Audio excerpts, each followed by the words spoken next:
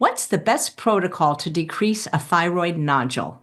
People have benign thyroid nodules that can be caused by exposure to certain, let's say, plastics or endocrine disruptors. And sometimes those thyroid nodules that are followed with subsequent ultrasounds do not get larger. They just stay the same, or they get a little smaller, but they don't totally go away. And if those nodules are stable, and then there's nothing, then they're not causing a problem, and they're not causing hypothyroidism. They can just, as long as you've checked that they're not continuing to grow, we can stabilize them. They don't have to be surgically removed, and they're not going to totally go away either, because they'll still have a little some nodule there in the future if they check their ultrasound. But at least they're not growing anymore, and they're stable. So that's what the hope is. And here's one. Carolyn asks, people use weight loss drugs and ketogenic diets to reduce their appetite.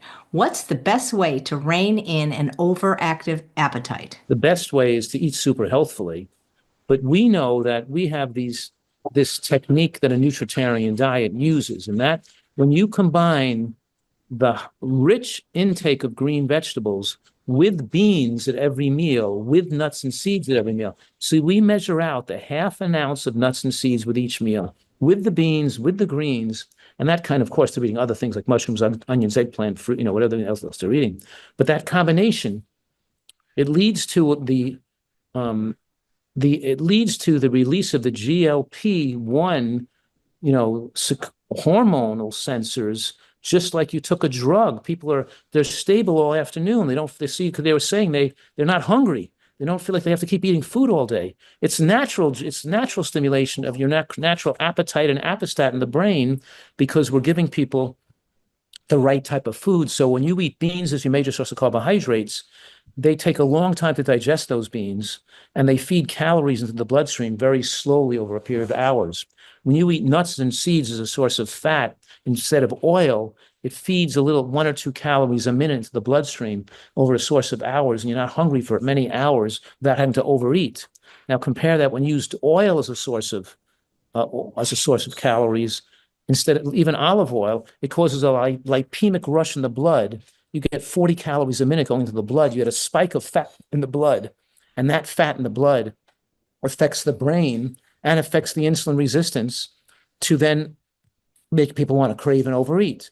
So we're saying it's the features of the diet that's going to enable them to eat, to be comfortable with the correct caloric window, to be satisfied with the right amount of food, and not to have to overeat to feel satisfied, and because they're going to be so well nourished with the right balance of nutrients. Because you always said when they undereat on micronutrients, they overeat on food. Correct.